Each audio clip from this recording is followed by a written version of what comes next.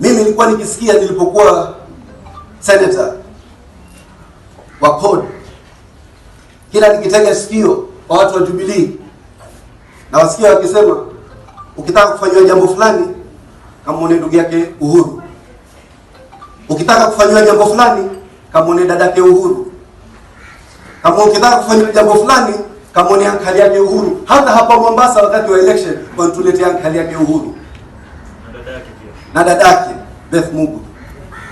Ukitaka kufanywa jambo fulani nenda kampigia magoti Mama Ngina.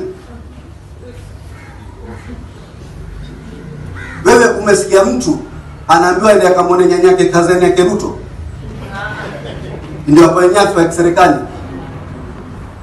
Wewe wamjua kazini yake Ruto yoyote ama ankali yake? You cannot personalize the affairs of state. Watu hawamtukani mamako. People are telling you we are simply fed up. We are tired. Na alafu wanatumia ile matamshi ya kinasudi kujaribu kuchochea watu wao. Mama Ngina Kenyatta, Uhuru Kenyatta is not the Central Kenya community. They are individuals in their own right. Na alafu wale wana historia, nimefurahi sana juzi walianza kulifungua lile box. Mkaona mambo ya ardhi. Na ile chapter iliyotolewa katika TJRC report iko. It is time wa Kenya must face the reality of their history. Tujue administration ya Kenyatta ilifanya nini? Administration ya Moi ilifanya nini? Administration ya Kibaki ilifanya nini? Na administration ya Uhuru Kenyatta ilifanya nini? And what I want to advise Uhuru Kenyatta, keep your private interest out of the affairs of state, or otherwise we shall be able to attack your private interest. Keep away from state, everybody will keep away from you. Lakini leo paka makazi wa chini kila mtu ajipiga kifua. That's why watu wanasema in Kenya we must end the reign of dynasties and usher in a hustler nation ya kila mtu which is equal to all and discriminatory to none.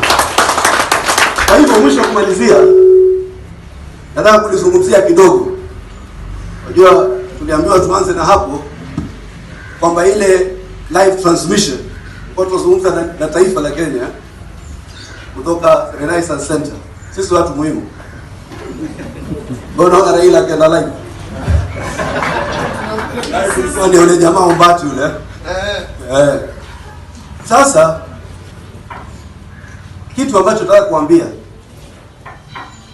sisi tukiwa viongozi hapa tumeshirikiana na wakazi wa Baxter, tunapinga mjengo wa Suleiman Shahbal na county, kitu wanachokita renewal program, na tutatoa misingi yetu na tutashirikiana na wakazi kwenda kotini. Hii Suleiman Shahbal's project is the one of the most reckless form of land grabbing I have ever witnessed katika Mombasa yetu ya leo. Suleiman Shahbal aja sijui PPP, sijui nilipokwenda Malaysia, nilipokwenda Singapore, alafu nilipokwenda China, mapilau.